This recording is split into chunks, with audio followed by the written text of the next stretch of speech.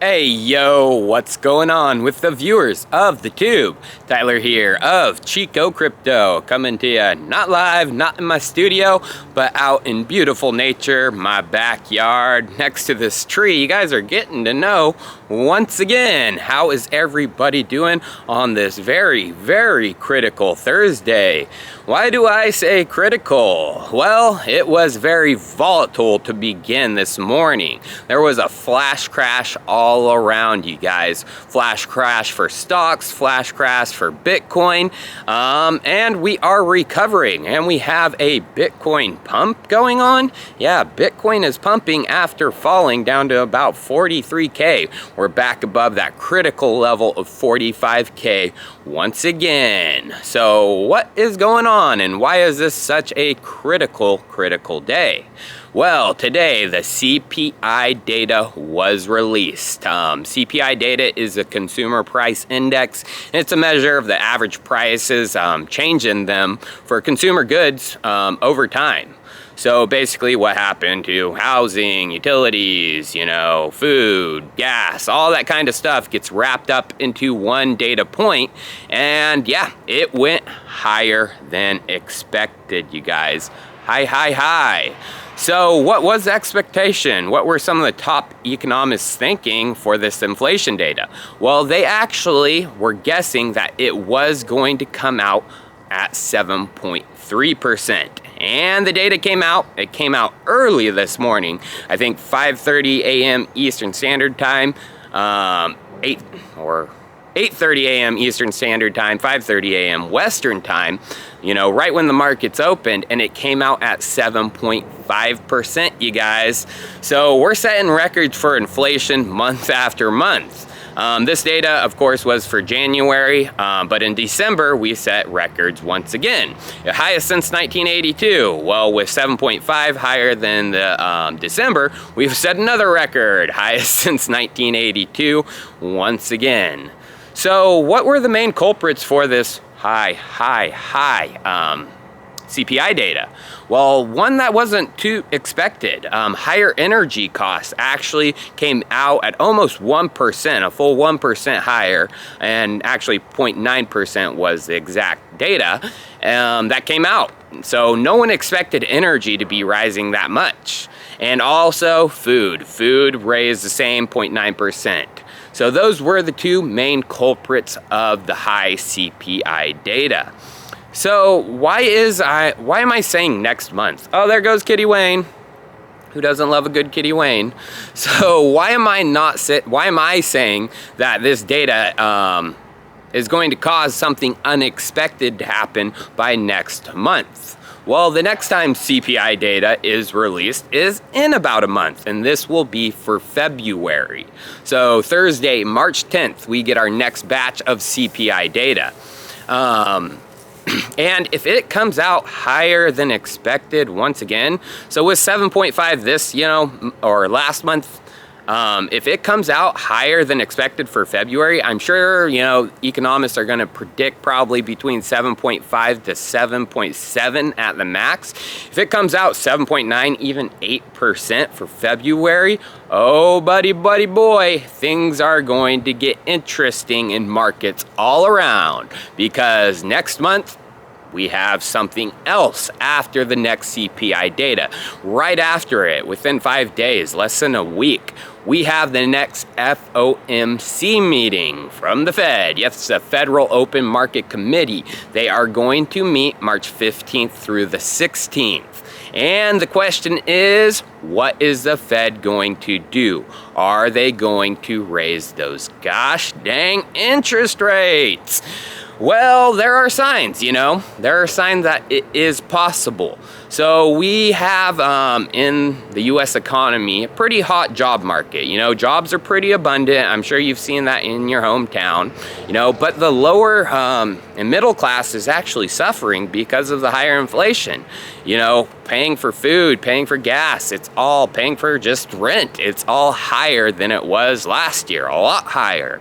So people are suffering, at the lower rung of things.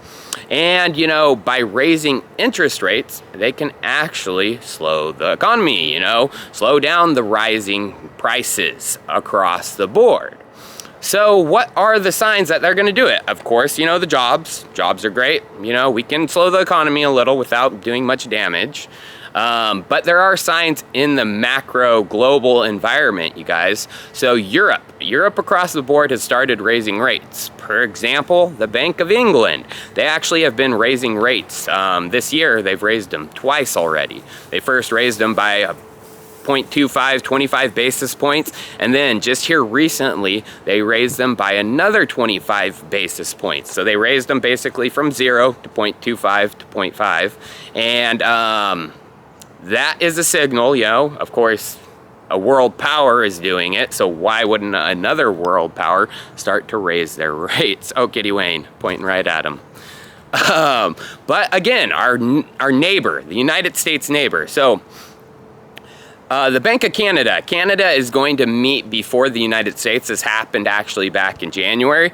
And it was a pretty good signal that the United States wasn't going to raise the rates, because the Bank of Canada, they actually announced that they weren't going to. They're like, nope, we're not going to. We're just going to wait it out. So January came for Canada. Nah. And then just right after that, within less than a week, the United States and their FOMC meeting, or our meeting, whatever it's called in Canada, we met and we basically did what Canada did. Well, the Bank of Canada's governor just recently spoke, and he basically signaled that yes, to slow down this inflation that is coming across the board, they are going to have to raise rates. So they are meeting before us in March, and if Canada does raise rates, I do not doubt for a second that the United States is going to raise rates. But the question is, by how much? So, I mean, the markets are guessing. I mean, even with this inflation data right now, the markets are predicting that they're going to raise rates. A lot of the predictions are by only 25 basis points. So we'll go from basically 0 right now to 0.25%. That is, what the markets think. So if we do that, probably not going to be much volatility. But if they decide to raise them by 50 basis points, like what the Bank of England is at right now, that could be very bad overall for crypto and stocks, general markets overall. Although, if they do that, the Fed has dug themselves a deep hole, you guys.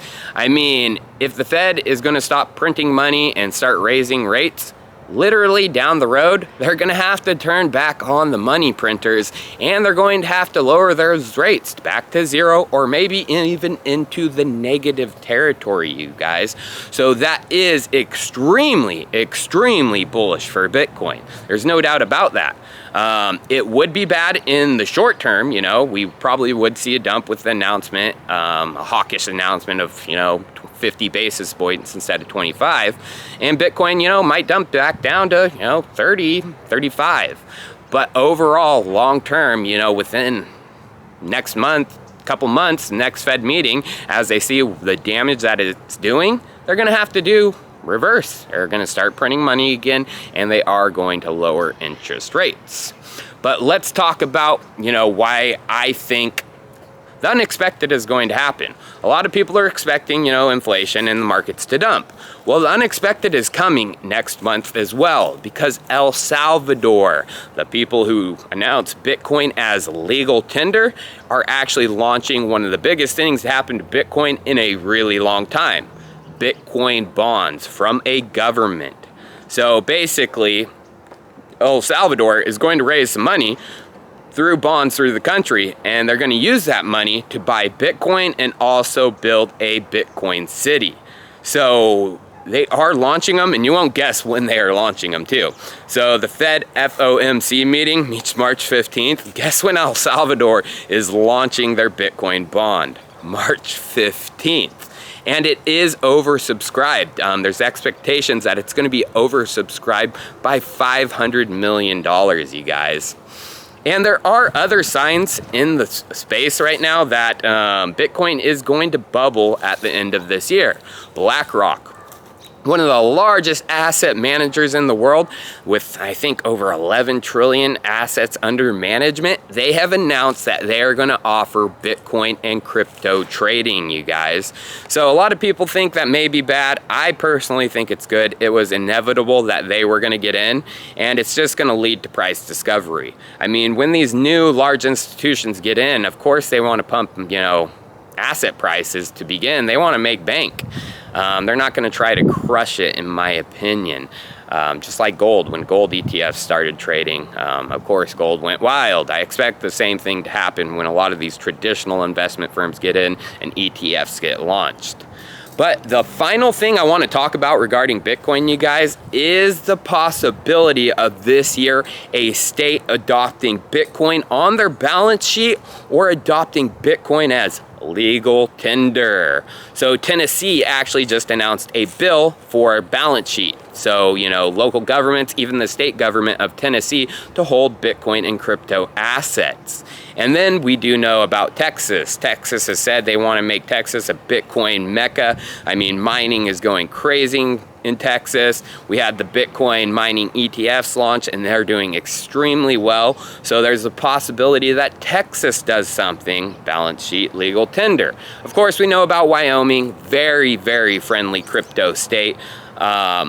And then finally, there is Arizona, one of the ones out of left field.